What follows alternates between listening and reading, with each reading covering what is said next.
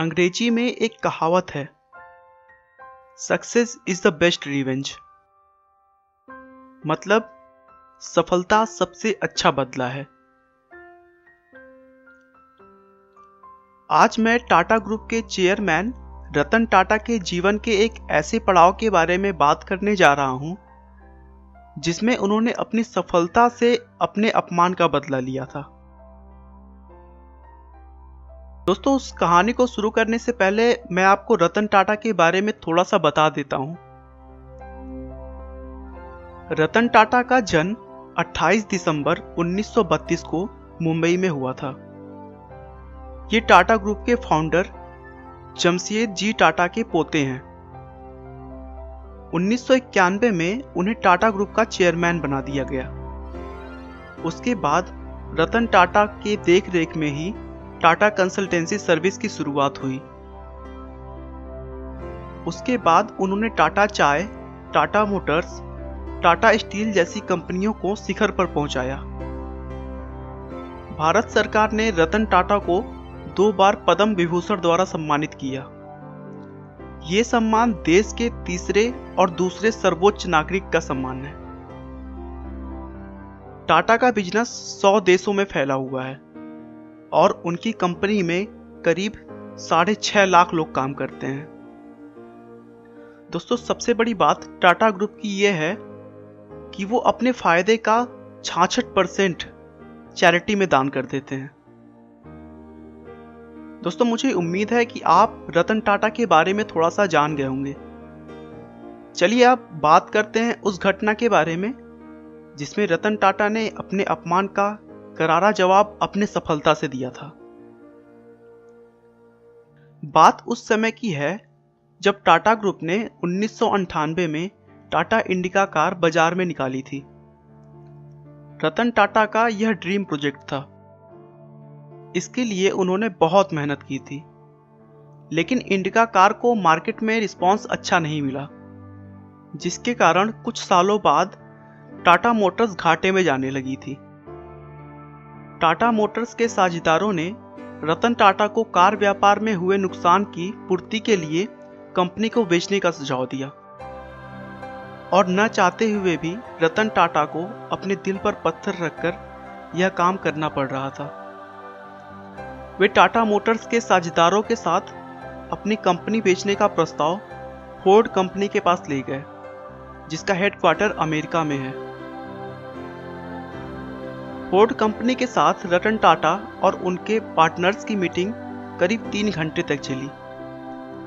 Ford के chairman bill Ford ने रतन टाटा के साथ बहुत बदसलूकी सा व्यवहार किया और बातों ही बातों में यह कह दिया कि जब तुम्हें इस बिजनेस के बारे में कोई जानकारी नहीं है तो फिर तुमने इस कार को लॉन्च करने में इतना पैसा क्यों लगाया? हम तुम्हारी कंपनी को खरीदकर बस तुम पर एहसान कर रहे हैं। यह बात रतन टाटा को दिल पर लग गई। वह रातों रात अपने पार्टनर्स के साथ उस डील को छोड़कर वापस चले आए। बिल फोर्ड की उन बातों को रतन टाटा भुला नहीं पा रहे थे। वह उनके दिमाग में बार बार आ जा रही थी। उसके बाद रतन टाटा ने अपनी कंपनी किसी को भी ना बेचने का निर्णय किया। उन्होंने अपनी पूरी जी जान लगा दी और देखते ही देखते टाटा के कार की बिजनेस एक अच्छी खासी लय में आने लगा, जिससे उन्हें बहुत फायदा हुआ।